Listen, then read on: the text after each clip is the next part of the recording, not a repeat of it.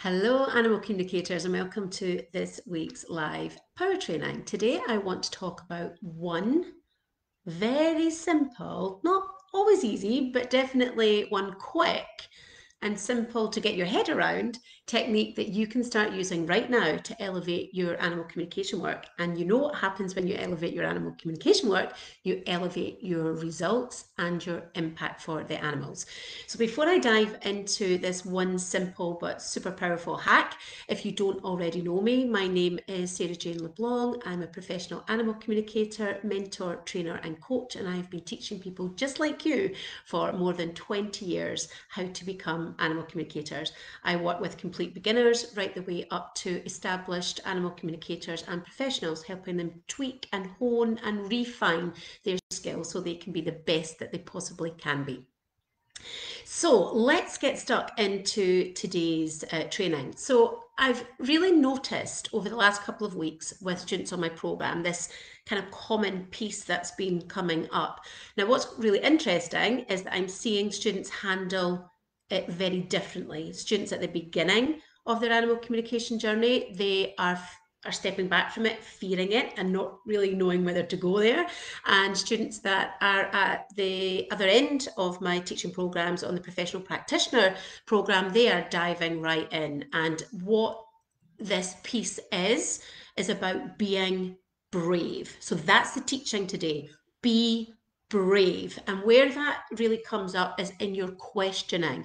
So I'm really seeing this difference, and it's quite beautiful as a teacher to see how students change. You know, with good quality teaching, they change from being fearful and reticent and reluctant to be brave and ask brave questions. And then I see at the other end of the spectrum, those that I'm working with much more closely, much more deeply with in my professional practitioner program, that they're going to those depths with those brave questions. Because here's what happens.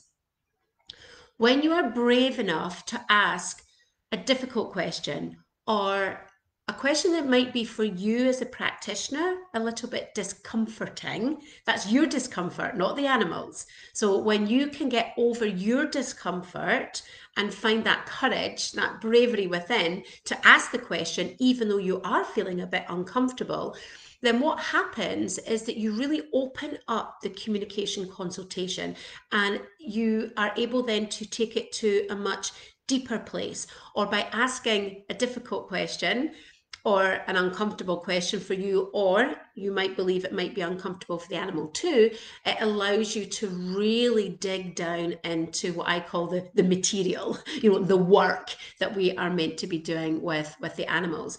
So my teaching here is about being brave, and it is a quick way to elevate your work and therefore elevate your results and your impact, but I'm not saying that it's easy.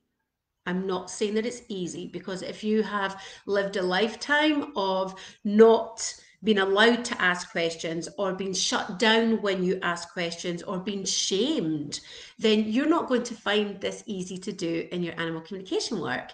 So I want to give you a strategy for that as well.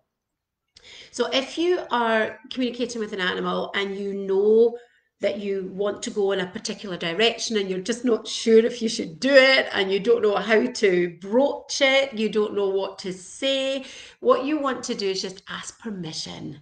It's as simple as that. Ask permission. What's the worst that can happen? The animal says, no, thank you. I don't want to talk about that. Thank you very much. And then that's it. It's dealt with. You just don't go there.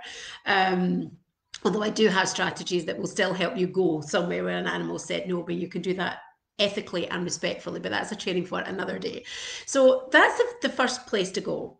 You ask permission. Do I have permission now to go there? And if you do, then you go there. The next piece is about your discomfort. So just because you feel uncomfortable about asking a question or taking the conversation in a particular direction, it doesn't mean that the animal's uncomfortable. It means that you're uncomfortable, and that's your stuff. And I say that without any blame or shame or judgment at all, but that is your stuff. That's your uncomfortable feeling, and you are responsible for that. So just take a moment to check in and say, okay, where's this feeling coming from? Why does this not feel good to ask this question? Or why do I think I shouldn't be asking this question or going down that particular line of inquiry? So just check in with yourself. and what's coming up for you. And that will help you separate out your stuff from the work, the vital work, the important work, the essential work that you are here to do with the animals. So being brave, it really does make such a big difference to your work, where you can go, how deeply you can go. And remember, the deeper we dive, the more we have to work with, especially with behavior cases, because we can really start to understand a much, much bigger picture, and that helps us find resolution. And likewise with health cases, the deeper we dive there, the more material we have to create bigger understanding of what is going on in an animal's body and what they might need to feel better and less pain, etc., etc. So when you are brave and you ask the brave, the difficult, and sometimes the uncomfortable questions, it really can elevate your work and elevate your impact and the difference that you make. And that's why we're here, isn't it? We're here to make a difference. And if you are ready to make your difference right now and you're ready to learn with me, then all you need to do is reach out on any of the contact points in this post, whether you've seen it on Facebook or on YouTube. The contact details will be there, and we can have a chat and see where you're at, what you most need, and if I can help you, then I will share that with you. And if I can't help you, then I will tell you that too. And it will always, always, always be absolutely fine. So if you're ready to take your next steps in animal communication, reach out. I would love to speak to you and love to see how I can help you make the difference that the students on my professional practitioner program and my confident animal communicators programs are all making in their lives with the animals.